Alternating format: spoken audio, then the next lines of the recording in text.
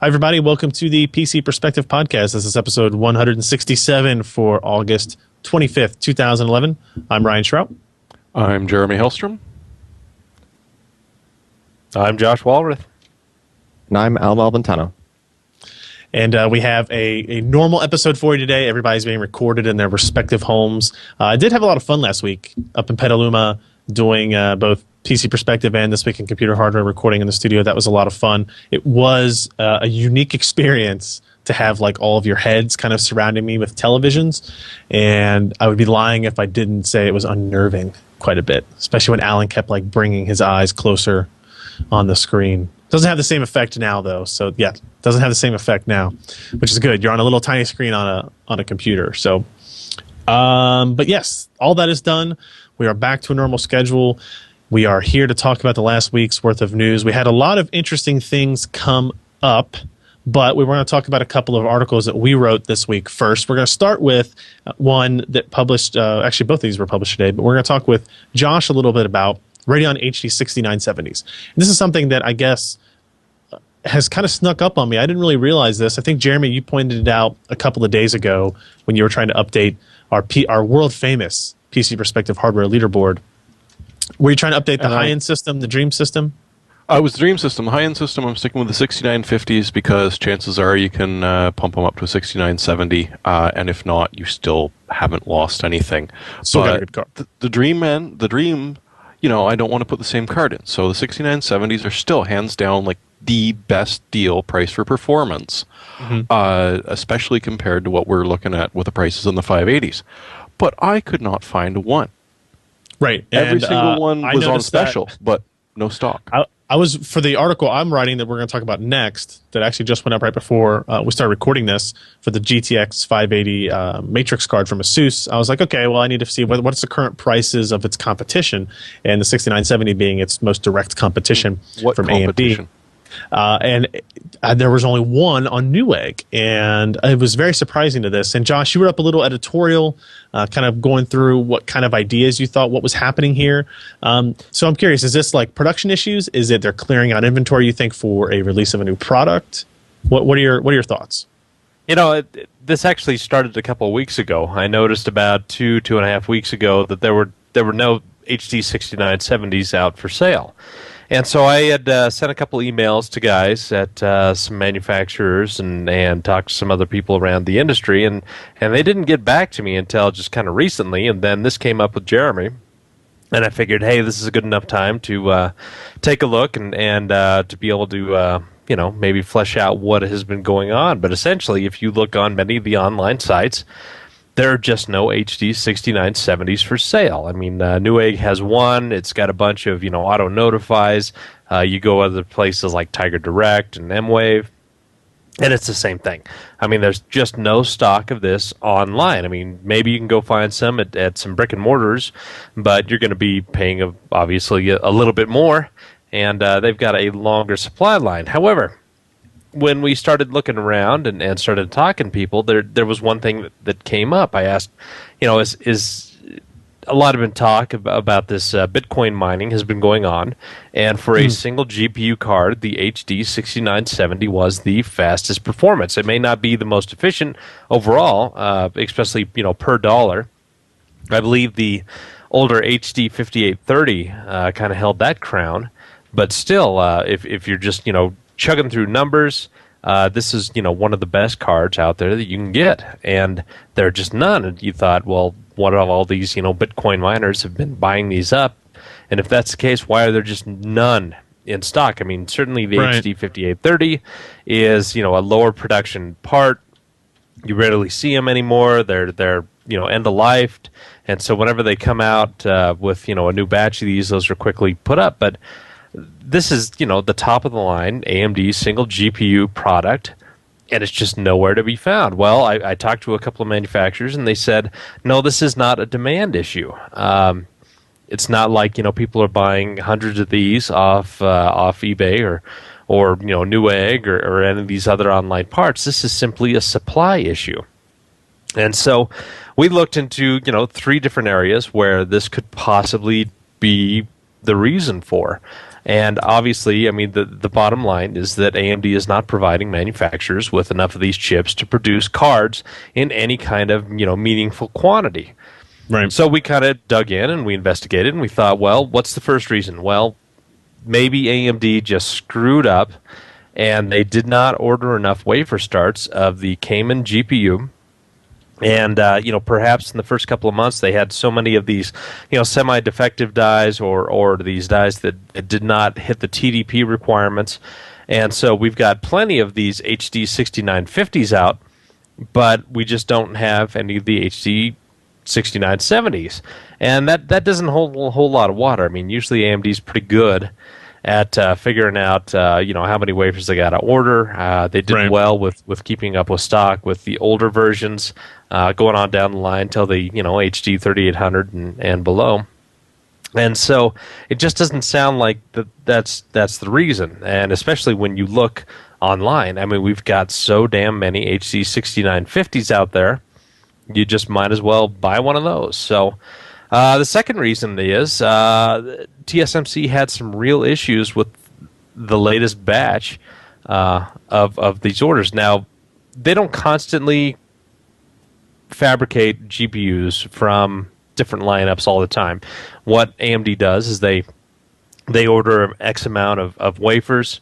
They run them through. It usually takes 2 to 3 months to finish it and then package the chip, which is then sent back to AMD. AMD then distributes it to its manufacturing partners. Now, what could have happened here is that the bins were way off with this potential batch. So they have all of these guys that are either partially defective dies, or when they're fully working, they exceed the TDP limits of what a 6970 should be, and so they have to be pushed back down into the 6950 range. And this kind of looks like to be the primary reason why we are just seeing no HD 6970s. And this would be bad news for AMD because the 6970 is a slightly higher margin part.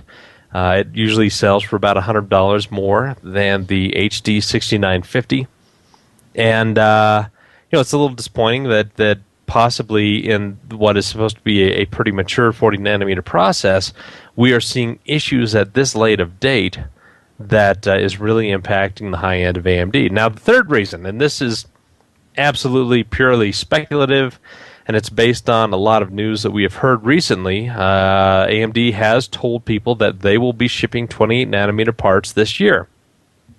So on the offside of possibly this occurring, AMD is simply just emptying the channel of all these HD 6970 high-end parts, that they're only offering these $250 and less HD 6950s, which brings up a big void in their lineup for what's coming up next. At the surface, this sounds kind of iffy because TSMC has not released their 28 nanometer high-performance process to manufacturing. They're expecting to open fab space for that and take orders at the end of 2011. And obviously, in August, it is not the end of 2011. However, I think Charlie at Semi-Accurate mentioned that how AMD is getting around this is that they are doing a lot of low-end parts on the 28 nanometer low power and more bulk type processes. And they're going to do a lot of the budget and lower mid-range type parts, and they're going to release them out first. Well, when you kind of put a few things together, you think, well, what would stop AMD from doing a larger, more complex part at this 28 nanometer low power? And even though it's not high performance, it's not going to scale up in megahertz. What if they can make it big enough and at least still clock it high enough that they're not exceeding any kind of TDP limits? Would they be able to produce a card that will fit above the current HD 6970 in terms of performance? Right. So nobody's really sure what's going on. I did talk to one other guy who actually works with a couple of video card manufacturers in kind of a cooling application, and he said, "Well, you gotta clear out that channel," and he would say nothing more. So. It looks like that's what they're doing. because Well, in classic maybe. timing, all of a sudden Newegg's got them back in stock. Does it? Are they back in stock now? I just popped over to Newegg to take a look, to sort of send a link saying, "Hey, look," and no, all of a sudden, sitting at $339, limit 99 per customer type thing. So who knows how many they actually have? But suddenly, 2 days later, it's back again. Wow. So maybe they are just holding on to it for a little checked bit. at, Now they're going 3 to clear o'clock out the this inventory. afternoon, and there Yeah, was literally just a few hours ago, there was one listed, and now I see like 6. But I mean, that's something that had been consistent and something that we had seen multiple times over the last couple of weeks. So yeah, I mean, full disclosure, we did see that they do have cards in there. I don't want everybody to think that we just didn't look this stuff up, but I think it would be important for us to keep an eye on like how long this stock actually lasts and all that. I don't know. Any other closing thoughts before we move on? supply issues, I guess. Maybe they're just finally catching up. Yeah, I mean, like I said, I mean, it doesn't waive them of the issue, right? If they didn't have stock of this card for 2 weeks, that's still obviously an issue that needs to be addressed. So we'll just have to see. Well, this is something that they used to accuse NVIDIA of all the time, right? Stocking up when the reviews launched, so that for that week there would be product available, and then shortchanging it and not having availability for a while. Look at the HD6990. Look at the GTX 590. Both of those cards have a lot of availability issues. Even though they're high-priced cards, people are trying to buy them, but they can't buy them. And then when they do find them, they're $100 over MSRP. Those types of things. That's obviously what we want to avoid. So, interesting topic nonetheless. All right, our second article that just went up. If you're listening to this podcast, it's just went up a little bit ago, and that is a review of the Asus Matrix GeForce GTX 580 graphics card. That is an enormous beast of a card I'm holding here. I believe I kind of showed it off a little bit once before. Let me go over here and change our camera, give you a little bit of a close-up of what we're talking about. What you'll see is it is a 3-slot card. So keep that in mind if you're looking to buy something like this for your own machine. 2 DVI, 1 HDMI, 1 full-size DisplayPort. Those are good connection types, actually. And then you'll notice this little guy right here, this little safe mode button, and it kind of does exactly what you think it would do. If you overclock your card too far with these Matrix cards, you can actually you can override the BIOS. Right, there's a secondary BIOS, so it'll run at the overclock settings, whether or not you have software installed, whether or not you install it on another machine or even a non-Windows machine. It's kind of cool feature for that. One of the classics of the Matrix series is this light up logo on the back, which is kind of cool. It changes from blue to red depending on the load of the system. That's pretty cool. Huge heatsink and fan combination on here. See if I can move this out far enough for you there. This does a great job of cooling it. I think the reference cooler under load kept the GPUs at about 80 degrees. These actually keep it at about 66. Is a huge difference in cooling performance there. It is taller than your average card as well. You can see the height difference here between those two. Yeah, it's a really well made card. Let's see what other cool external features there are. It does require 2 8-pin power connectors, and then these buttons on the side. So you've got the red button, which is fan 100%, and that means that when you push that button, guess what? Fan runs at 100% speed. Yes, that is quite loud, but in normal use case, that almost never happened. And the plus minus button actually adjusts voltages on the card itself. So you don't have to worry about going into software to do that. That's obviously a feature really meant for kind of the hardcore professional overclocker, people who are doing competitions or want to enter in competitions and that type of thing. So there's a lot of really cool design stuff that goes into this graphics card. There's places, I would say unfortunately named, called Probit, that allows you to monitor GPU memory and PLL voltages directly on the PCB. There's places on the bottom where you can short it out and disable the overcurrent protection of the GPU directly. Again, that's something for professional overclockers, really, really extreme LN2 types of guys. This is a single GPU card. It's a single GTX 580, 1.5 gigabytes of memory. Now, what's interesting about this card, is kind of unfortunate in that they didn't overclock it very much. If we look at the default clock speed, you take it out of the box, you install it in your system, you turn it on, you're only looking at an overclock of 44 megahertz on the clock speed. It goes from 772 to 816, I think, something like that. And memory speeds actually run at the same default clock speed as the reference card. So out of box performance is just barely faster than a reference GTX 580, which I think is a little bit of a letdown. As much as cool as the card looks, and as much engineering that went into the PCB and went into the cooling and making sure it's quiet and making sure that it runs, really, really well, is, I think, a little bit lost because because you have to go in and change things if you want to get the actual performance that you deserve when you're paying for a card like this. So I don't know. What are your thoughts on that, just in general, before I go any further? Getting a card that has, it's a 3-slot cooler, dual fan. They're claiming it runs 20% cooler than a reference card. They brag on and on and on about the high quality components that they've built into the PCB, and that it's a custom design, and it's all these different ways it's better than a reference card. But to only clock at 44 megahertz above stock, I think, loses a little bit of the appeal. Or do you guys think that that's something that the person who's going to buy this card doesn't care about?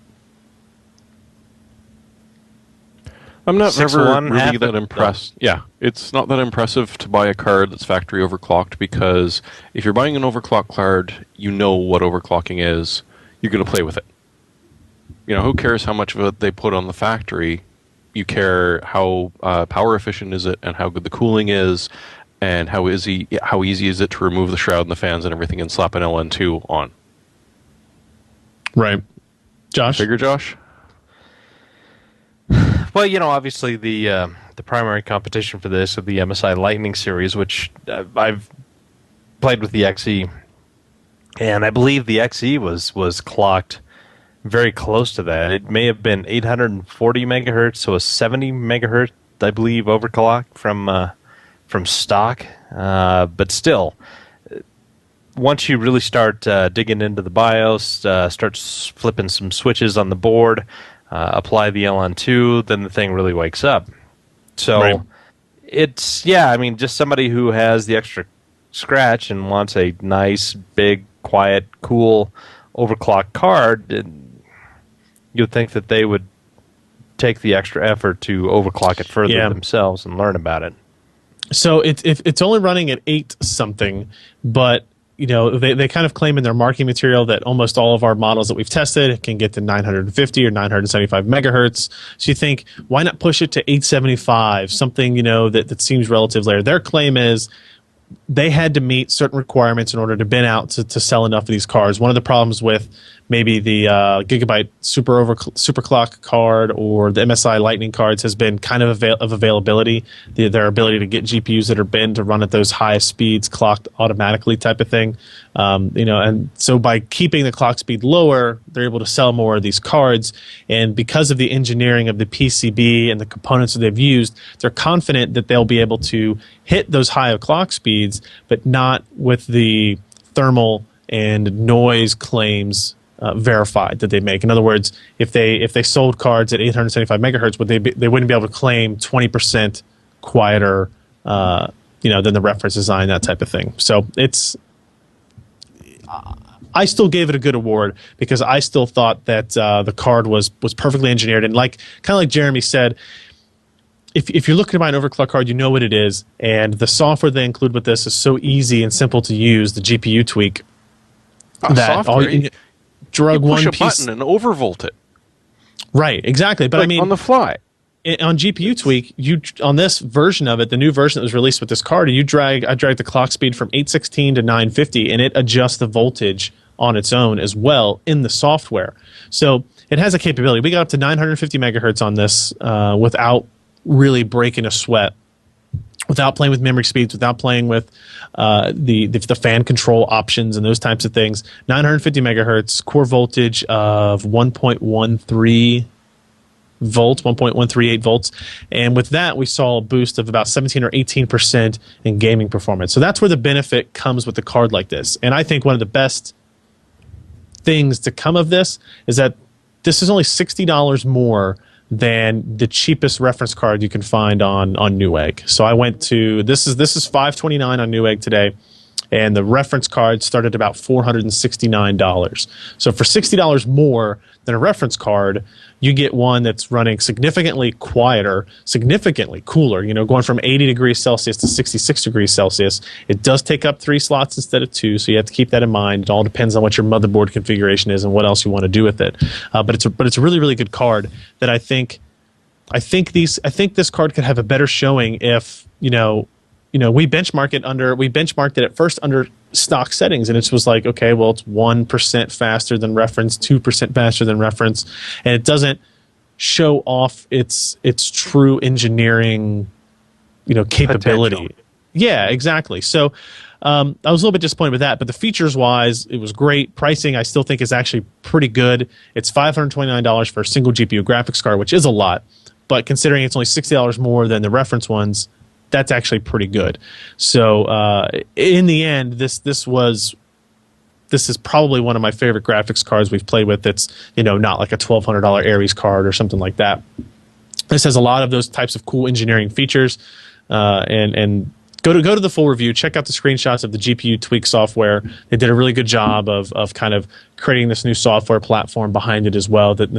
My favorite part is that they're letting other graphics card users people that don't have ASUS graphics cards use it as well. They're not locking it down. There's only a couple of features that you can't use, and that's because of engineering reasons, like the ability to change memory timings and to write the clock speeds to the BIOS directly.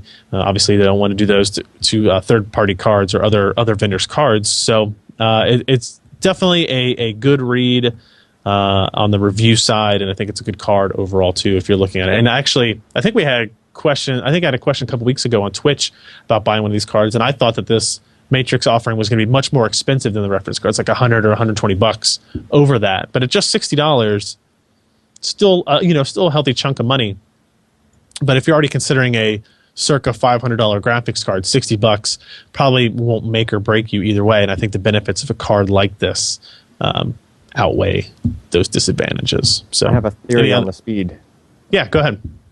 So I think it's just the design margin thing, right? They have to engineer this card to be like worst case scenario case with the PC case with the worst case flow, and it's like an oven in there and it's full of dust and the guy hasn't opened it up to clean it in 2 years. Sure. All this other stuff. So probably, I mean, when you're dealing with overclocking, there's extra maintenance involved with that. So if you're going to come out with a product that's designed for overclocking, you don't necessarily ship it like to the max speed. Right. Just like with any automatic overclocking motherboards or anything else for that matter, there's always some sort of, like, you have to initiate it. The end user has to do it. It doesn't just come that way out of the box, right? Even like the Intel CPUs that do the dynamic overclocking and everything, they always do it based on a temperature sensor, so that by itself it can figure out, oh hey, I've been running way too hot lately. I'm not going to overclock anymore. So that covers the average Joe doesn't know anything about it, hasn't done any kind of maintenance on his PC in forever, and then the product would still work, right? Gotcha. Yeah, I mean that's possible, but I always think of it as like NVIDIA had to do the same thing when they made their reference card, right? And they were still able to push the clocks up to within 44 megahertz of where ASUS did. I mean, you're probably right. They have to, that's basically what they're saying when I talk to them. It's like we have to plan for worst case scenario. And this allows us to make more of these cards and still meet all the claims and blah blah blah. So I still think it's a good card. I don't think that takes away from it necessarily. I just think it's maybe a little bit confusing. I think they could sell a lot more of these if they were clocked, 850, 875 megahertz, because then the user that just wants to pay $50 or $60 more for more speed, but doesn't necessarily want to go in and overclock things and test it in 3D Mark or some game and then, have it crash once and reboot and go back down a little bit and all that kind of stuff. If that's what they want to do, if they don't want to do that, then they would still lean towards this card. Whereas this might not be the best. I don't think this would be the best card for that. In fact, I say in the conclusion of the article, if you have no interest in overclocking your card, save $60 and get the reference. But if there is a card out there that's maybe clocked at 875 out of the box and it's $60 more, I would say even if you don't want to overclock manually, buy that card and go out that way. And final point, somebody in the chat room was saying that they were wondering if it came with like a 3,000 watt power supply. This actually pulled less power than a reference GTX 580, and actually I think a little bit less than the GTX 570 reference. So the 19 phase power design on here and the custom work that the ASUS engineers did on it actually did a good job kind of limiting extreme power draw as well. But we've talked about these two things quite a bit, too much, too long. Check out those reviews at PCPro.com, the article on the 6970s and this GTX 580 Platinum Matrix card from ASUS. Let's quickly take a break from today's podcast, or let's take a break and listen to today's podcast sponsor. All right, thank you for that. We've got God, I need a break from this podcast, Ryan. Go ahead. Is MSI going to sponsor me taking a break? Yeah, they did. It was a very short break for you, though, because we edit that ad in later. Damn it. Sorry. Let's talk about a couple of news bits here. Jeremy, you posted a little bit here about Llano is running short. What exactly does that mean? Are we talking about lower cost, lower priced models that are being released, like we saw the A6 3600 last week? Well, that is certainly true, and we are going to be seeing some new models coming out relatively soon, but no, I meant more along the lines of the same problems we were seeing with the 6970, in that they're bidding just a little bit less than they were kind of hoping. The 32 nanometer, much like the 40 nanometer, isn't coming out fast enough to meet channel demands. Not wholly bad news, because channel demands are actually really, really high. And unlike the 6970, you could actually still find A8 3850s for sale and some A6 3650s as well.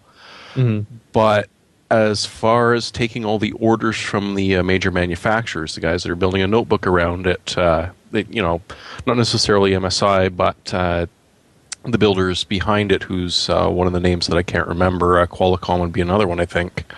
They're looking to put out a line of notebooks, and they want X number of notebooks for sale before Christmas.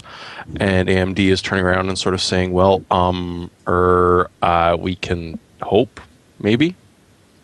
So it's actually sort of interesting that if this A75-based systems start picking up the way that they seem to want to be, and if AMD can actually get them out, it's going to be brilliant for them. If the yields on the 32 nanometer stay as weak as they have been, it's actually a really bad thing for AMD, and it also has repercussions into the next series of notebooks, right. The ones in the future, because they're saying, well, Trinity. You guys couldn't provide us with the support or the supply that we wanted. It's interesting in that I've been hearing that the yields on Llano had actually, in fact, been very, very low and continue to be that way, which I guess explains a lot of the availability issues. I think the problem lies with the GPU portion of Llano. Remember, this is the first time a GPU, right? So this is essentially a discrete class GPU, as much as I hate to use their marketing terminology, but it's being built on GlobalFoundries process for the first time.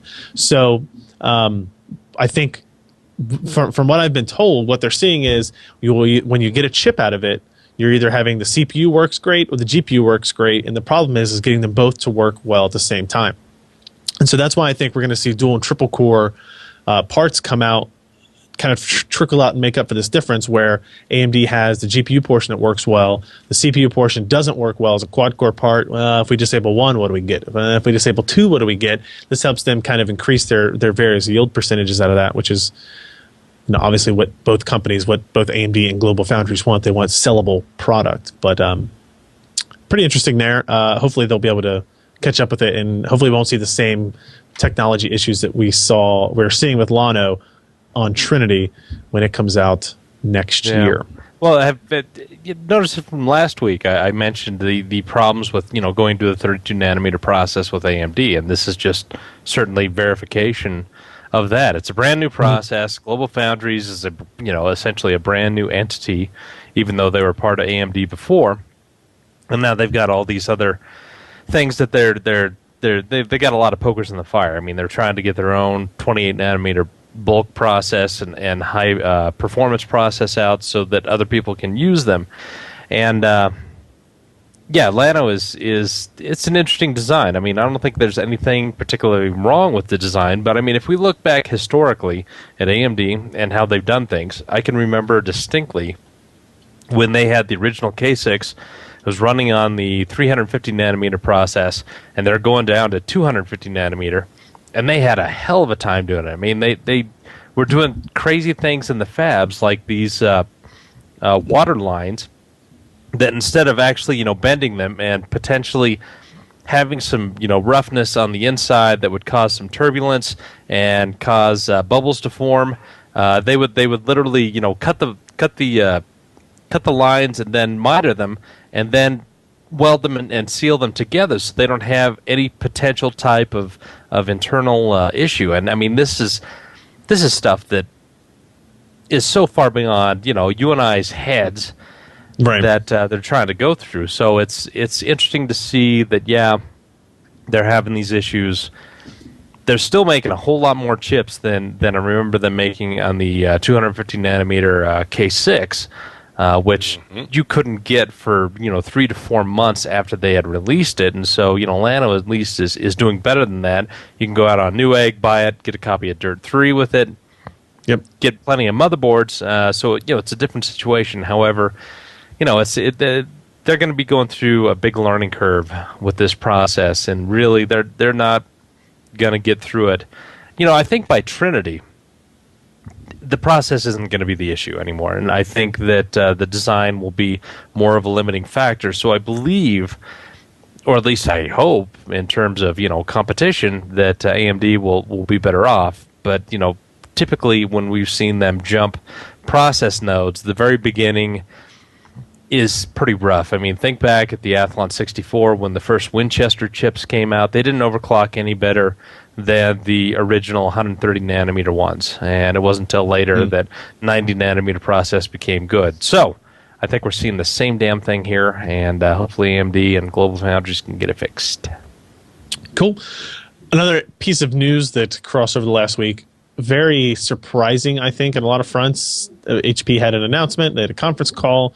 Not only did they announce that they were essentially canceling the WebOS platform and program completely, although they kind of reneged on that and said they were actually going to maybe look at licensing the OS. The bigger story from a PC perspective, see what I did there, is that they were looking to sell their desktop, their consumer division, so their desktop and notebook platforms. Their new CEO at HP is very services-oriented, very very enterprise-oriented. So apparently they're looking to sell off the whole consumer products division at HP, which is really kind of awkward, kind of weird. It was making money. Yes, it was low margin, but it was profitable. This wasn't like a losing venture that they wanted to finally shove off of their balance books there, like WebOS actually was. So it's a little surprising that they would decide to do this. They were the largest PC manufacturer in the world, right? So that I don't know what to say, right? We don't really talk a lot about pre-built systems here, especially ones that tend to be a little bit on the lower end of things, like your basic Dells and your basic HP desktops.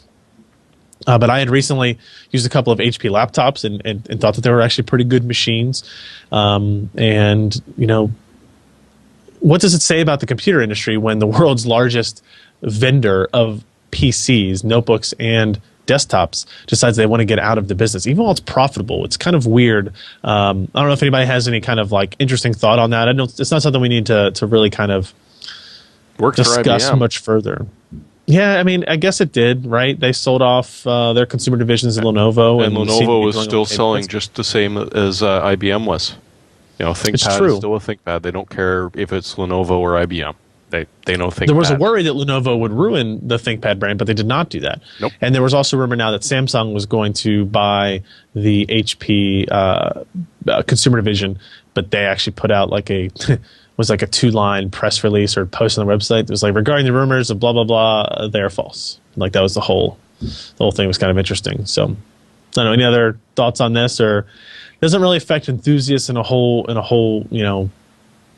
holistic way, I guess. They did buy Voodoo PC at one point, but that had been gobbled up and thrown away for a while. So if not, let's move on and talk about little bit of SSD magic here. Corsair unveils 2 new 90 gigabyte SATA 6 gigabit per second SSDs, a world's first. Is this the world's first as in like 90 gig models, Alan?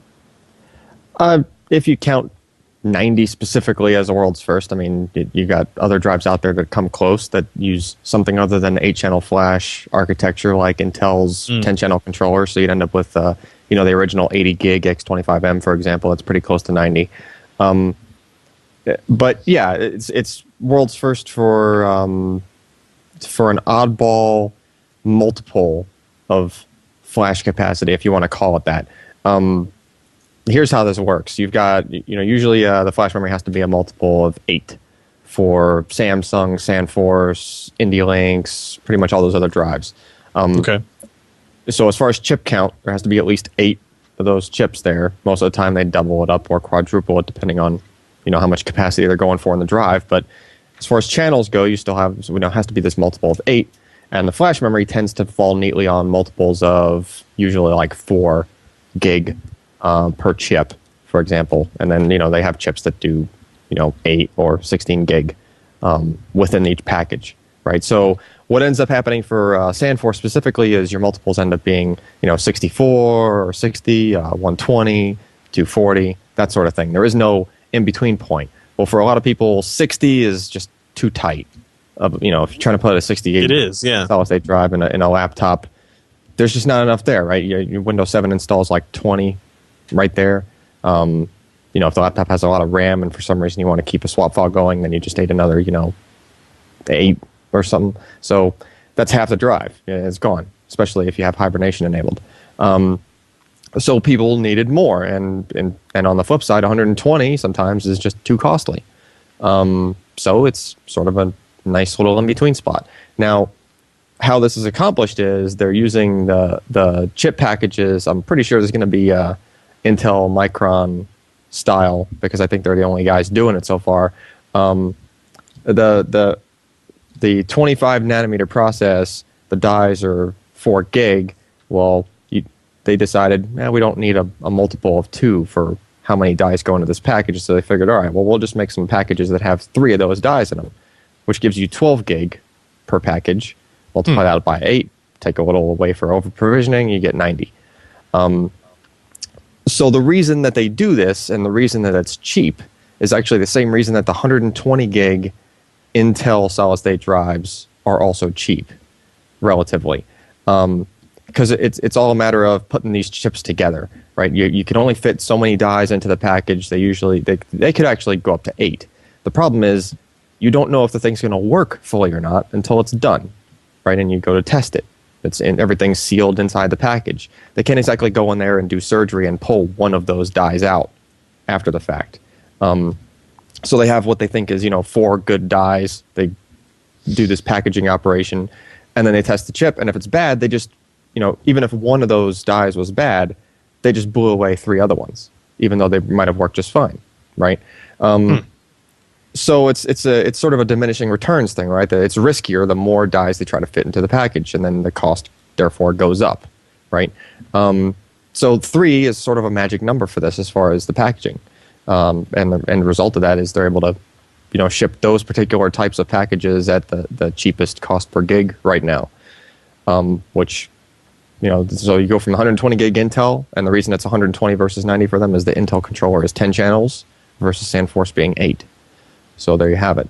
Another advantage is that a lot of the times when SandForce drops down to the 60 gig style, it's not using all 8 channels. It actually drops down to 4, just from a chip count perspective or just layout. There's a lot of back reasons for this, but basically the end result is when you do that, in this case it's like you're losing virtual channels. When you do that drop, you also do the drop in performance.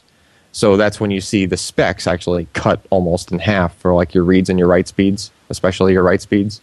That should not happen with these units because they're still using the full number of channels, right? They don't have to do that drop.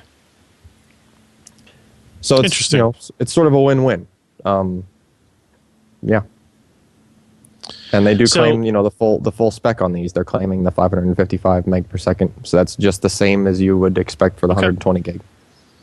Is this have they released prices on these yet? I mean, are they comparable or lower or higher? All I've seen so far is just the MSRPs, but those looked really competitive, right? You're talking, was it just under $200? I think for the GT. For the Force. Yeah, for the Force GT and there's a 160 GT. for the Force. Yep. So, and the difference between those two, by the way, is asynchronous versus synchronous flash memory. So synchronous flash memory is a little faster. Right. It's a little more expensive as well because it's a tighter binning process on that. It has to work at a much tighter tolerance as compared to asynchronous. But from what I've seen, the SandForces are pretty darn good all around with no matter what kind of memory you throw at them. So honestly, I would just go more budget, and go for the 160. Now realize this is Serial ATA 6 gigabit, right? It's the most current generation SandForce. That's actually pretty, really good prices when you think about it for even the MSRP pricing, right? If you are interested in PC hardware, you're probably interested in PC gaming. You'll be glad to know that Battlefield 3 is looking more and more badass the closer we get to it. Actually, I believe I saw a press release go out today that NVIDIA is actually going to be holding a Battlefield 3 tournament at PAX. Is it this weekend? I think it's this coming weekend. That probably is using alpha or beta code or something like that. The final game won't be released until October, I believe. But we did post the latest Battlefield 3 trailer, which is actually really, really awesome looking. And for people who lament about console ports coming to the PC and games that don't look as good as they could, Battlefield 3 looks like it's, based on the footage that I'm seeing in these trailers and stuff, it is going to be a game that really pushes graphics hardware. It's really going to push, PC gaming in a place that maybe console gaming can't even go to. Is this coming? I assume this is coming out on the consoles too, right? Yeah. But it's going to be the developers have stated over and over this was a PC game that they then are moving to the console, not the other way around. And when you watch the multiplayer, it's the Caspian Border multiplayer gameplay demo.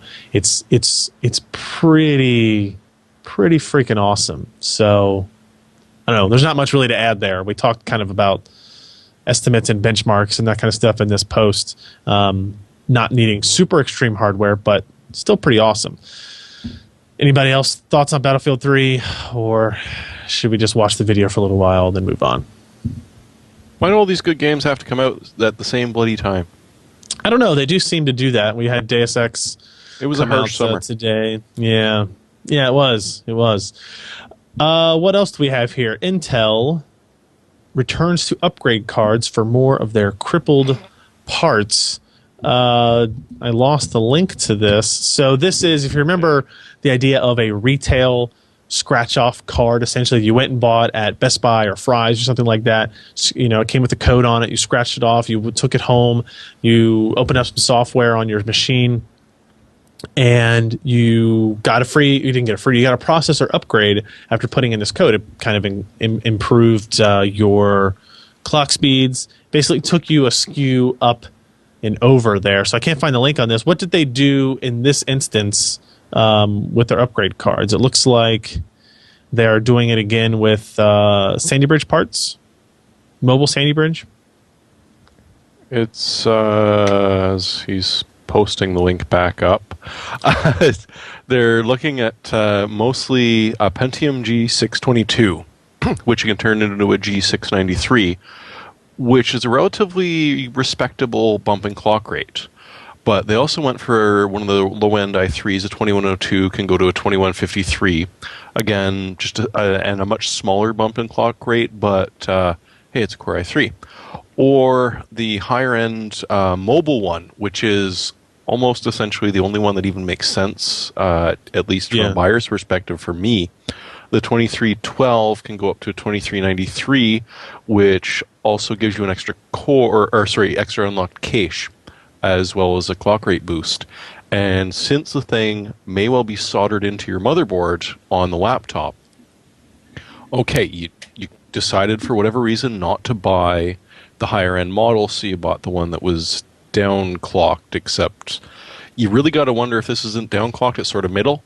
It's really happy running under, and it's probably happy running at full speed, but I don't know, I just don't see it. for instance, we never saw the first batch of this. This is not the first time that Intel talked about selling Right. upgrade cards. And I never Well, once didn't they actually saw just that. sell those at Best Buy, and that was about it? Well, it was in Yeah, the I lineup think it was as one you of were them, waiting yeah. to pay. But I Yeah. never actually saw one. Oh. Did you? No, I don't know if I ever saw one, but I know they did sell them. It's one of those things. I don't know if anybody's opinion has changed on whether or not this is a good idea, good for consumers, bad for consumers type of deal. So the two camps seem to be that Intel should always be giving you all the performance available on your processor for whatever you're buying. Obviously, that's not the case. It's never been the case. It will never be the case. It happens all the time where Intel, AMD, NVIDIA, wherever they're getting their chips made from, will take parts that could run at higher speeds and they downclock them and sell them to you that way. Now, you have the capability, I guess, sort of, if you want to do some kind of software overclocking or something like that, you might be able to do that. And it's just a matter of how they allow you to access that. For example, you've got we go back to the ASUS Matrix GTX 580 card. It only comes 44 megahertz over reference speeds, but you can manually overclock that. Now, if you bought this card and it was retail price, and they said, okay, you give us $60 more, we'll allow you to overclock it 100 megahertz, right? Is that different than what they're doing now type of thing? I don't know. It seems to me that for this type of consumer, this might make sense. And I don't really think that Intel is doing anything different than they already do. Selling some parts more expensive because they run 100 megahertz faster already. They're just maybe doing this in card form. I don't know. But how upset? Well, you know are what gonna be P.T. if you Barnum both- said. Oh. Yes, we do. Yeah, please, somebody go over there and shovel some more of that elephant dew. But there's what the hell? It's accelerated. It's probably at least 2 or 3 a minute now. Nice. Well, there you go. Have it as you will. If you see those, at least now you know what they are. They're up. The upgrade cards are real. They do exist. We'd be interested in hearing what your opinions are. Alan added in here a little brief mention of the Gigabyte motherboard with 20 gigabytes of cache in here. Was this Alan? Did you add this? Jeremy, did you add this?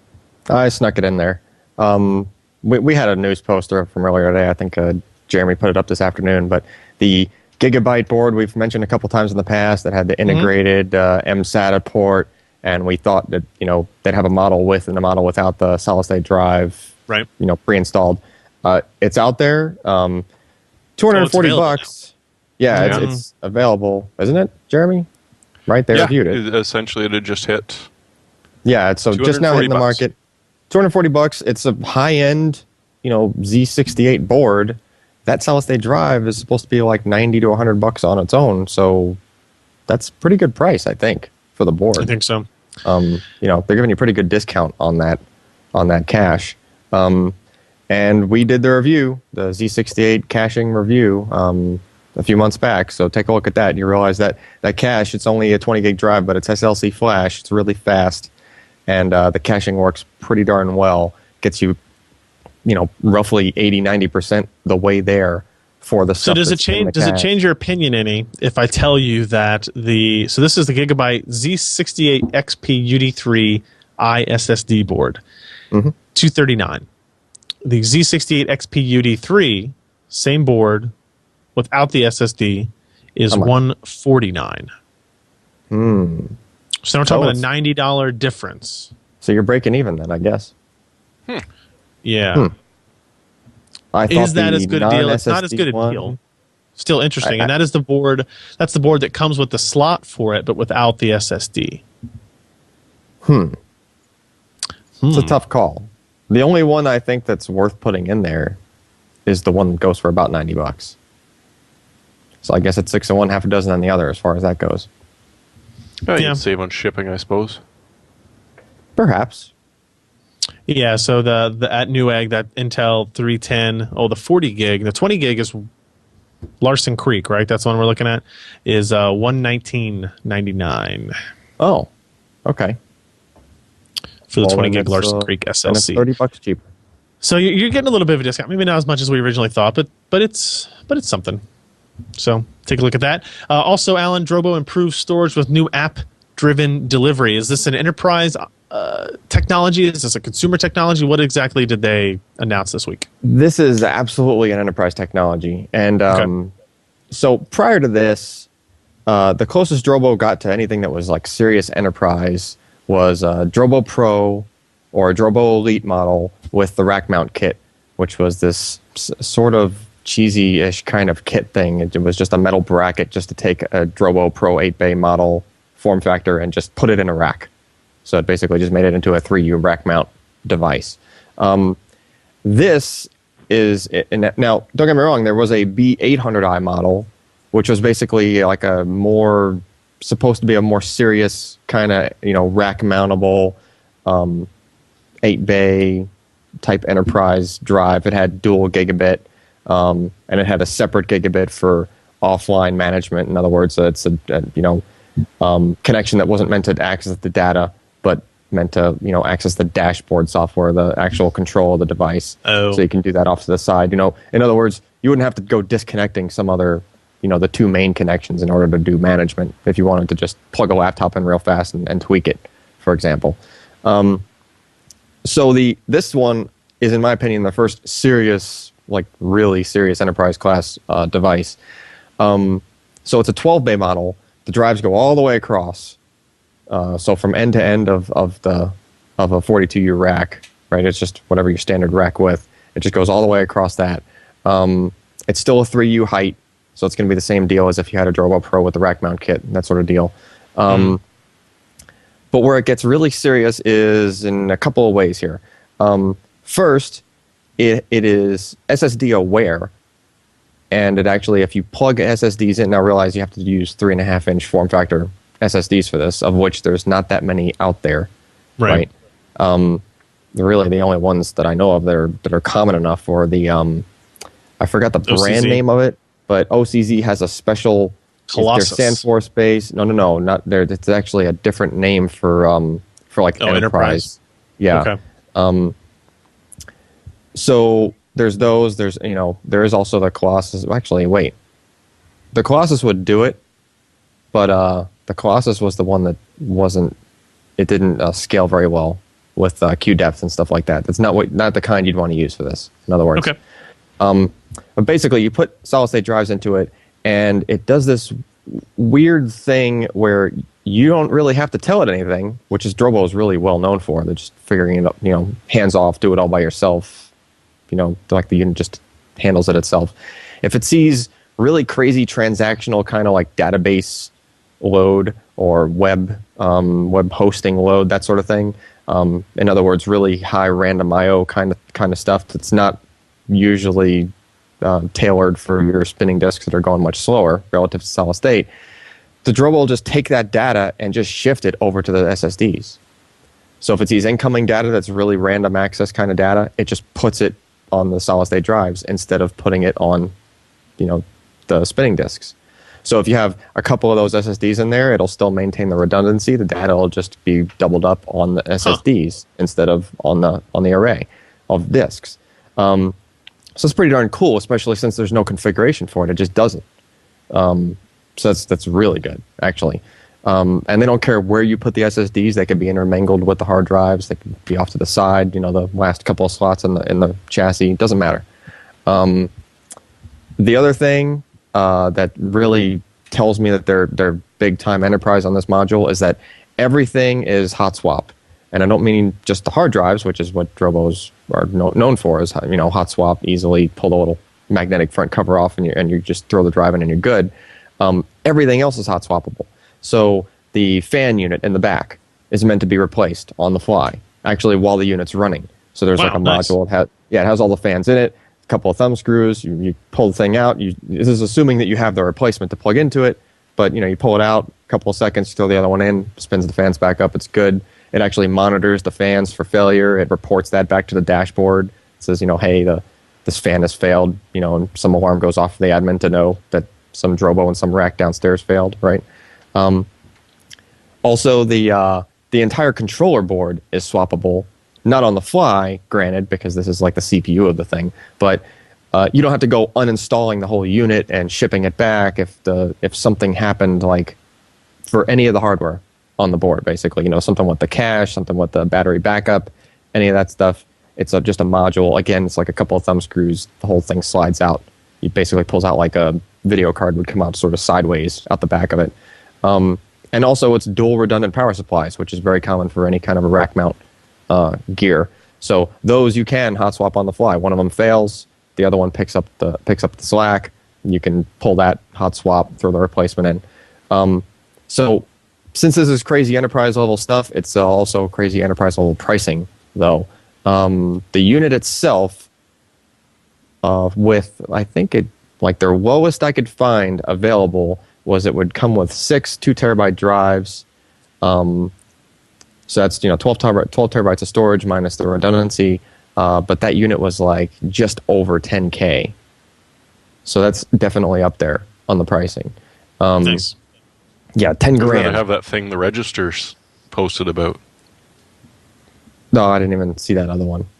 Oh, that's the deduplication SSD one for about the same price. Yeah. I did see that one. But that one, they were more focused on like solid state drive only. Yeah. Right. Like it was like you got that thing. Whatever you buy from them, you're gonna buy, and that's the brick of what massive brick of flash memory, and that's its own unit. And I think to expand that, you just have to pile more stuff on top of it. For this, you can actually go high or low. I mean, it does the same thing the Drobo does. So in other words, if you wanted to migrate from like 2 terabyte drives to 3 terabyte drives, you could do that thing where you just pull a drive, let it resync across what the rest of the drives were, and it'll actually do that. It'll actually reduce capacity on the fly, and then you can just plug in the larger drive, and it'll just remigrate stuff over to that. And it's like crazy flexibility compared to any RAID that I'm used to. And I was looking at some of the pictures of like the controller board, and they actually have like SODIMM RAM on there. I couldn't tell how much RAM, but I would guess probably like half a gig or a gig. So they're starting to implement the really high-end RAID card type features, which they hadn't done in the past. Like a Drobo Pro or a Drobo Elite has very little bit of cache memory. If this has like a much better cache memory with a nickel cadmium battery, backup battery, sitting right next to it. So it's definitely high-end enterprise grade kind of stuff. I really hope it performs well, right? Because remember, you're doing iSCSI links to this thing. It has to go through the controller. Who knows how it scales with queue depth? Can it really ramp up like a RAID card that was installed in your system, PCI Express wise would? But that stuff remains to be seen until they're actually out there and people are using them. But yeah, good stuff. Maybe we'll see something Consumer Division eventually. Let's see, one more quick bit of news. We want to talk about Deus Ex. Is this Human Revolution? Is that the subtitle of this thing? Yeah. Human Revolution. I've never heard of it. Was released yesterday or a couple days ago. Hard OCP posted up a story that you linked on our website, Jeremy. This is about kind of a quick performance overview there. What was their general assumption? What did they come up with in this report? Essentially the bad news is if you got a 2560 by 1600 monitor and you're running Crossfire or SLI, you're wasting your money because an unmodded 6950 will play this game with every option cranked up to the max and still stay above 30 frames a second average. And in fact, the lows don't dip much below 30 frames per second. On the other hand, the game supports up to 5 monitors. Ooh, So, that's right. I do the second remember you AMD talking about this as one of its major Eyefinity titles. Well, and it is an AMD title as opposed to the way it's meant to be played title Correct. from NVIDIA. But even still, it still will support both types of 3D vision. It will support both NVIDIA Surround and Eyefinity, which means that seeing as how you're sitting at maxing out the resolution for a single monitor, more or less, and maxing out every single option in there on just that single monitor, you start slapping in multiple GPUs, and you are going to love it because the the GTX 580 and the 6970 just ran away with it. They went crazy. So even with a single one, at least of the AMD card, you still probably be able to do 2 monitors. Maybe not 2 30-inch monitors, but definitely 2 25s or so. You crank up into an SLI or a Crossfire, and you can probably play this game, this gorgeous, wonderful game I could be playing right now, on 5 monitors. So it's We've really got a lot nice of monitors news. here. Maybe we'll set that up this week too. Yeah. So I mean, for $250, you can be guaranteed to play it at maximum, and probably That's prices not too bad as well. You know, Aren't they you're coming right. out with a DLC called Deus Ex HR? And you have to somehow integrate. Never mind. My HR rep Yeah. is named Eric Erickson. What other career could you get into? It's a pretty awesome name, actually. Other bit of news happened this evening. Steve Jobs stepped down as CEO, blah, blah, blah. This is a Harper podcast. We don't care. Let's move on. We actually have a few emails we're going to get to here. We're running a little bit behind here. But let's jump into this. I will throw the first one over to Josh because it's been so long since we heard his voice. Why don't you take this email from Graham? Emails from Graham. Thanks for all the great information. I believe you guys are all purple and so pedantic I can barely listen to the podcast. Okay, he didn't say that. Will you call Thanks for all the great information on the podcast and the site. I'm in the planning stages of new gaming rig build for SWTOR, or Star Wars The Old Republic. I'm wondering what your thoughts are on the Radeon 5770 I currently have being up to the task. Also, due to my tiny budget, I am looking for the cheapest CPU motherboard option. Do you think that waiting for Bulldozer to come out and picking up a Phenom 2 when the price drops is a logical option? Finally, I'm from the UK. Enjoy the cuisine. The My riots? PC parts stock list of choice has a lot of very well-priced Mushkin gear. PSUs, memories, SSDs, etc. What are your thoughts of them as a brand? As I can't find any recent reviews on your site, I'm especially interested in their SSDs. Well, I believe that Star Wars The Old Republic is going to take much the same route as World of Warcraft, and you could probably run it with a fairly basic modern PC. So that means that they're probably aiming for Sandy Bridge integrated graphics, kind of at the minimum, probably maybe even a little bit less than that. So your 5770 should do perfectly fine. I mean, we're not going to know until the game comes out for sure, Sure. but my guess is that they're not going to really be pushing the graphics as far as they possibly could. Now, looking at some of the movies and videos, it does not look all that much more spectacular than the current DX11 base generation of World of Warcraft. So your 5770 should be able to do it without any big problems. But again, BioWare is going to be rolling this out kind of slowly, from what I gather. They don't want to have any kind of server overages or any of the issues that World of Warcraft had when it first came out. And so, good luck getting into it. I don't think you If should they have stop a me from problem. playing this game, I'm going to hurt somebody. Really? Are you so excited about it? Really? Pretty excited. Because you really want a second job, don't you? I mean, other than writing reviews and actually managing the company, you want another job.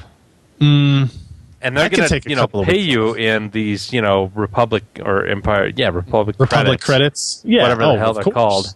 Oh, yeah, absolutely. But you're going to be bullseye and womp rats for like 8 hours a day just to try and Yeah, get but a dude, couple of I skinned bears for years for gold, and look where it's gotten me. I was just going to pay some, foreign person to build out my character really far and then go from there. I'm not going to play Yeah, until I okay, have a and- lightsaber. Let's be honest. In terms of the second part of the question, Yes. okay, he probably doesn't need to upgrade his CPU and GPU to play this game adequately. So it's going to be totally up to him and what his feelings are towards the quality of the graphics and how much anti-aliasing. But again, after watching the videos, I don't think that it's going to be that big of a deal. Secondly, Mushkin, it's a decent company. Their power supplies were not fantastic, but they were decent. I've actually got one running in mine, and it hasn't blown up yet, so that's positive. That's good. Their SSDs are, basically, SandForce based and IndyLinks based. I think they do mostly just SandForce right now. they don't have any real issues other than the current generation of SSDs have anywhere. Their memory is really good. They test it pretty well. They have some interesting engineers there that do some kind of nice things with them. So, for the price, I think that it's an adequate product for what you get. So I wouldn't have any problems buying, at least Mushkin memory or an SSD. You just may want to watch out for the power supplies because I've heard they're a little bit, cruddier than, say, like a Thermaltake or a Corsair. But Gotcha. mileage will vary, and see how much money you want to spend. Indeed. All right, Jeremy, another email here from Eric. You want to take his question about a motherboard and processor combination as well? Well, Eric apparently made it to QuakeCon, and he got a sweet, sweet lemonade shirt. And he had a great time, obviously. For the question, he's looking to upgrade his motherboard and processor, but not 100% sure what the best bet is at the moment. He's got a budget of $400 to $500. Not sure if that's the motherboard and processor or the entire system, but he's been looking at the Phenom 2 X4 955 or 965, or the Phenom X6 1090T.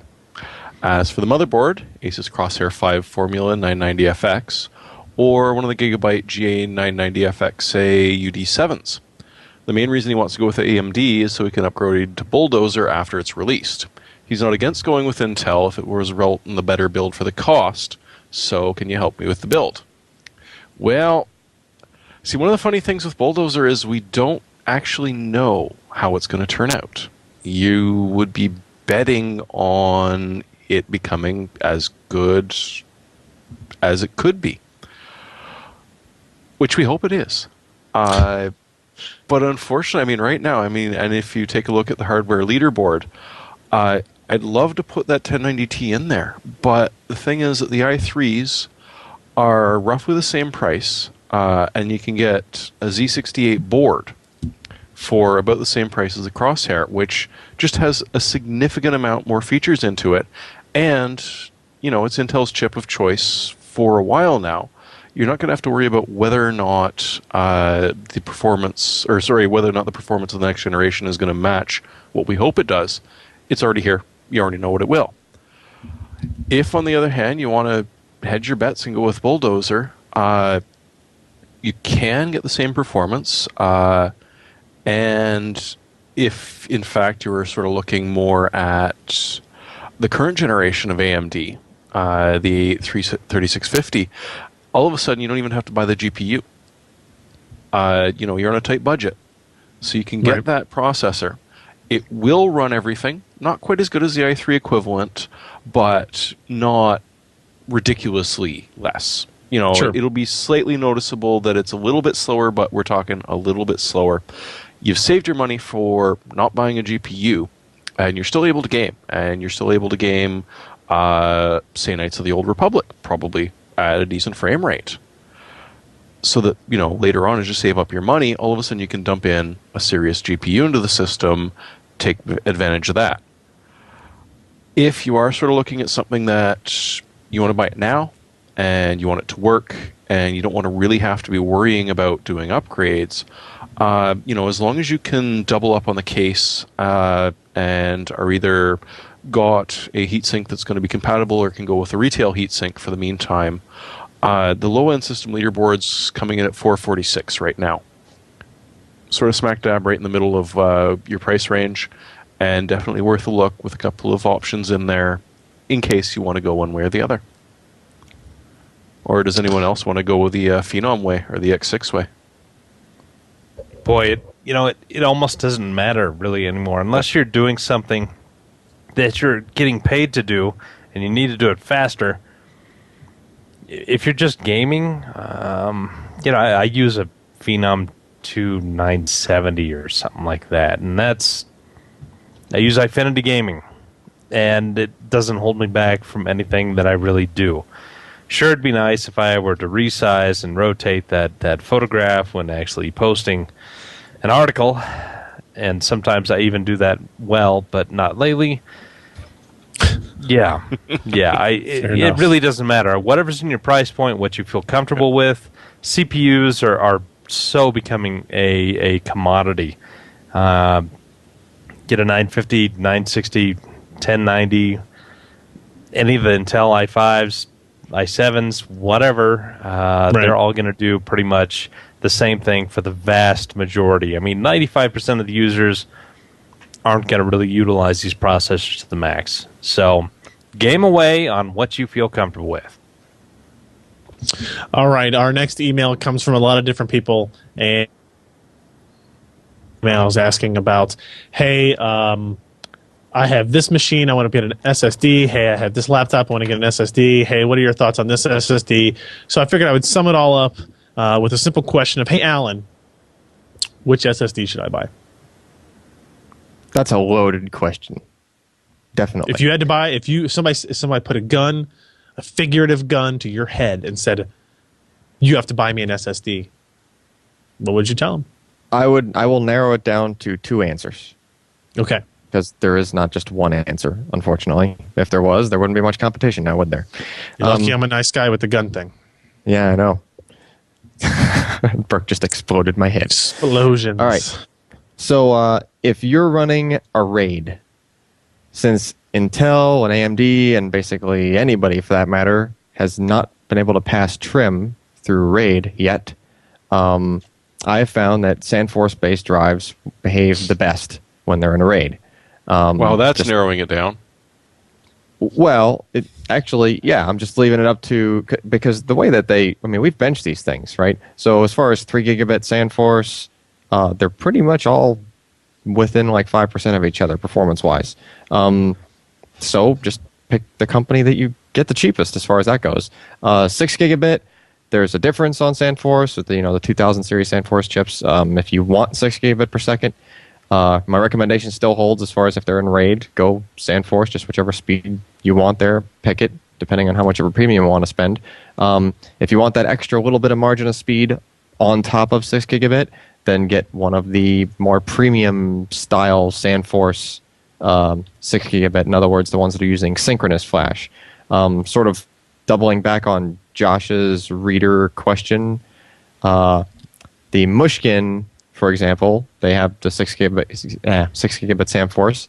They have a Kronos series. So there's Kronos Deluxe, sort of like Royale with cheese. But the Deluxe is the one with the synchronous flash, and then non-Deluxe is asynchronous. Simple as that. So if you're in a RAID, that's my recommendation. If you are not in a RAID, or if you're in a laptop, for example, which just has one drive, or anything along those lines, Intel 320 series, not the 510. Do not get the 510. Even if you want 6 Marvell gigabit, controller. the 510 is the Marvell controller. It does not perform anywhere near the level I/O per second wise as the 320 series. Yeah, it's just nowhere near as fast. It's fast in a straight line, and that'd be really nice if all you were doing was reading and writing like 8 gigabyte files to your solid state drive all day. But since you actually want to run an operating system on it, do the 320. And that applies for single drive in a desktop or, your laptop solution as well. It's definitely the way to go. All right. Last email comes from Mark about the Matrox Triple Head to Go. Hello, Jeremy. Hello, Ryan, Jeremy, Josh, and Alan. Since I listen to your podcast regularly, I already know a fair amount of info about triple monitor gaming using either Eyefinity or Surround, but I know nothing about Matrox Triple Head to Go and how it works. Can you please explain to us how it works? And is it better than AMD or NVIDIA's multi-monitor solution as far as cost and performance are concerned? Thanks, guys, and keep up the good work. So, Matrox has been around for longer than I have. Triple Head to Go has been a product line that has been around for quite a long time as well. It just kind of keeps getting rebranded. So I did a little research on what the current version of Triple Head to Go actually offers. So what you don't know, this is an external box that connects to your graphics card as a display, but then from it splits off more displays. So you can run 2 or 3 monitors from your laptop or desktop. Supports a maximum resolution of 5760 by 1080. That's 3 1920 by 1080 displays across 3 monitors. All of your monitors have to run at the same resolution. the supports maximum res of 3840 by 1200 across 2 monitors. So that's two 1920 by 1200 displays. Works with LCDs, CRTs, projectors, all that kind of stuff. They say you can experience surround gaming by expanding support for 3D games across 3 monitors. I would be hesitant to believe that works nearly as good as Eyefinity or NVIDIA surround technology. I went through the list, and there's very specific games that it will work with, that it may have the capability of working for. What's interesting about it is how it actually connects to your system. So how the GXM, as they call it, connects to the system is through a dual link DVI input or VGA input, right? And then the output from that box is 2 or 3 DVI outputs. So hence why you're kind of limited to 1920 by 1080p or 1200 res. So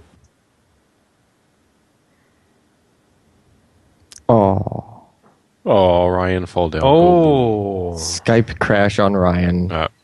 Well, to carry off where he is, I mean, essentially what you're looking for if you've got a triple head to go is you want to wow the executives. You want to do a PowerPoint presentation that fits on 3 big displays. And see, the fun thing is that with that resolution, think of it in TVs. The biggest the TV is going to be is 1080. So you now have 3 1080p TVs, as big as you feel like, and you're spreading the PowerPoint presentation across it. Or you want to be dealing with, say, displaying all of the planes coming in and out at an airport. This sort of thing, for the most part, they've made most of their money being professional supports. So really what you're looking at is not so much gaming. It's professional use and hooking up a series of monitors, hooking up a series of TVs, and just really wowing people because, this is probably bigger than they've ever seen before. They're going to love it. Or in the case of you're dealing with medical imaging, you're dealing with down in Las Vegas and you want a whole bunch of odds posted up on the TVs. You want planes coming in and out. Triple head is the way to go. It has been for a very long time. We're starting to see AMD sort of branch into that. NVIDIA not so much, but there's a reason Matrox is still around. And it's because a lot of their business cards are really inexpensive, and you can really just blow people's minds if they've never seen this sort of thing before. Awesome. Jeremy said exactly what I was going to say. I was lip syncing. I was still getting the video. I wonder how long I was talking before somebody came in and told me that I was no longer live. It will be interesting, but we're not going to get into that. So thank you very much for the emails. podcast@pcper.com is the email address. Please send us your emails for your questions, tips, suggestions, ideas, etc., etc. And Do you still have a toll-free number, or did you shut that down? No, actually, I still do have it. I listened to all the voicemails we got in the last 2 weeks, this right before the podcast started, and one of them was like 90 seconds of a political ad of some kind. I'm not sure what that was, if that was on purpose or that was a joke. And then several ones of 90 seconds of blank static. So, at least they could send you a Leonard Skinner or something like that. If you're going to waste my time, make it interesting. 1-888-38-PC-PER. Toll-free U.S. and Canada. Call us and leave us a funny message or maybe an insightful one. Who knows? Who knows what you guys are capable of? So let's move on to hardware software picks of the week. My pick of the week is a device that converts XLR microphones into USB audio. So this allows the new microphone that I received last week from Bob Heil at the TWiT grand opening studio party, a brand new PR40, which is an XLR mic, a great microphone. I think audio quality on this is really outstanding. But I need to get it into the Mac PC here so we can use it for our Skype conversation so we can record our podcast. Now, until we get our whole mixer set up going, this easiest way to do it is to use this $60 device called the Blue Icicle from Blue Microphones, who you might know. I think they make the Yeti and the Yeti Pro and the Snowball and all those types of ones. Very popular microphones used for prosumers, people who like to record podcasts and that kind of stuff. So this Icicle is basically just an inline device XLR mic in on one side, USB out on the other side. The only button or dial on there is that you can control the output on there. So it does support 48-volt phantom power for condenser mics if you have to worry about that. Low noise analog front end, analog level control, 6-foot USB cable is included, which is nice in case you don't have any. But I think this is an alternative to what Alan has. You have the X2U from Shure, right? It has a little bit more kind of dials and knobs on it if you want to adjust things on the fly on the mic, right? Mm-hmm. But this one, it gets the job done. No drivers required, and you are listening to me through that. So you can judge for yourself whether or not you think it sounds decent or good or not. But again, I think it was $50. That's gets the job done. So does yours have the microphone like jack on it? The XLR jack? No, microphone for audio, like into your headphones. Oh no, it does not have that. So you mean headsets, not microphone? Yeah, that's like that's the monitor. That's the Shure has the monitor on it. Yeah, you're right. So then you can hear what your levels are and that kind of stuff. Well, that, and it also acts as like an audio output as well, so you can like sort of mix. Oh, you can together. Output to that as well. Yep. That's the difference. Okay. Yeah. So you just have your headphones plug is right next to wherever that cable is, type of thing. Yeah, that's actually kind of a nice idea too. So there's your two options for that. So there you go. How about we move to Jeremy? Something about a Space Marine demo, because we've never seen a Space Marine game before, right? For the Emperor. Nah, come on. It reminds me of a game that I cannot still remember the name of, but it was back, late 90s, and it was a dungeon crawler hack and slash third person where you were supposed to be killing people, but mostly were fighting with a camera angle because you couldn't see a damn thing. But when you could actually, I think that was it. What was it? It was before Blood Rain, Broken Sword. Because all I could find was Gladiator, and it was not that one. Broken Sword sounds familiar. Yeah, but anyways, this is third person. The camera angle is a little annoying, and Steam of the demo, they don't save your settings, so you have to reset them every time. But you just run around with chainswords, and orc blood goes freaking everywhere. They give you a mission with a jetpack, so you can jet up and around, and then boom, down on top of people. It is brilliant. It is wonderful, and I don't know whether I should be playing Deus Ex or the demo. So I did play a little bit of the Deus Ex, and then I played the demo, and I played the demo through, and then I played it again, and then I did the podcast, and I'm still thinking about which one I should be going for. Give it a shot. It's a free demo. It's on Steam. And hey, if you don't like it, it's a demo. You didn't waste anything but a few minutes. I have a feeling, though, you're really, really going to be amused by it, even if you don't know what Warhammer 40K is. Fair enough. Josh, you bought something and like it. So what do you got? Just to answer questions, this is the Promise SX6000. It was Jesus. A RAID controller, and boy, did it kind of suck.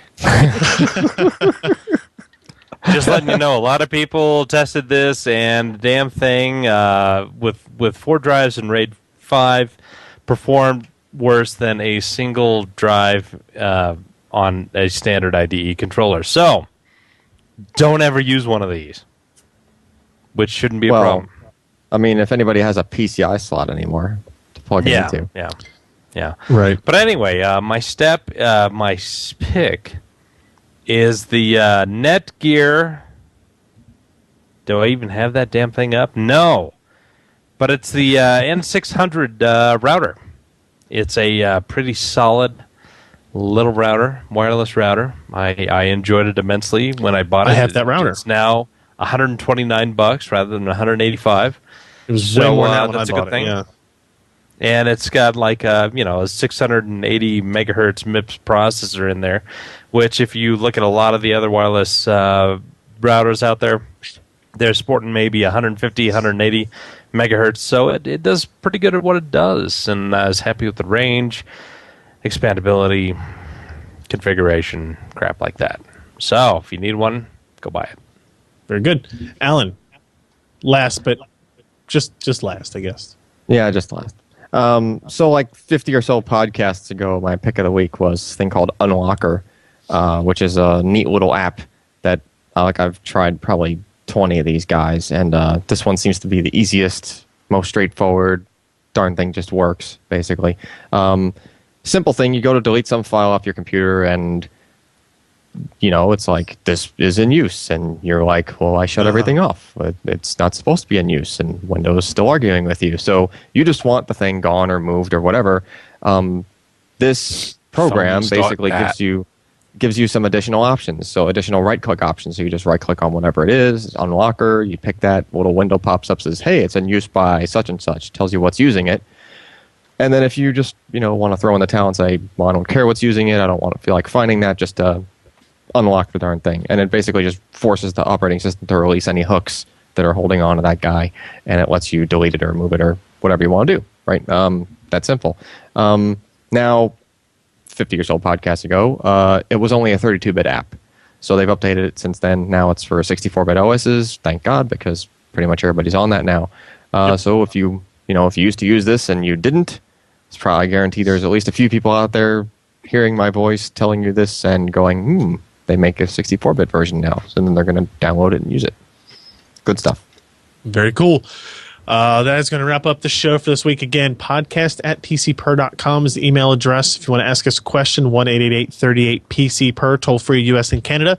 Please share this podcast with your friends. Anybody you think is into PC hardware, should be into PC hardware, wants to know about this type of stuff, but doesn't want to necessarily read pages and pages of text, even though they definitely should do that at pcper.com. But give them the URL, pcper.com/podcast.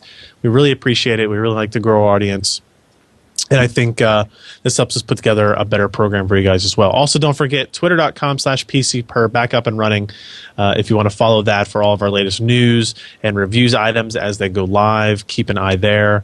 So, yeah, that's it. We'll be back next week. Keep an eye out at PCPer.com. If you're interested in graphics cards, this is the week to pay attention.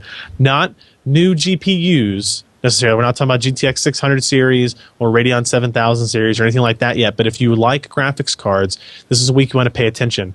And I don't really say that very often. So there's a lot of cool stuff coming out. Maybe tomorrow, wink. Pay attention. Yeah, that's it. Thanks everybody for listening. I'm Ryan Shrout. I'm Jeremy Hellstrom. I'm Josh Walrath. And I'm Al Malventano. Talk to you next week.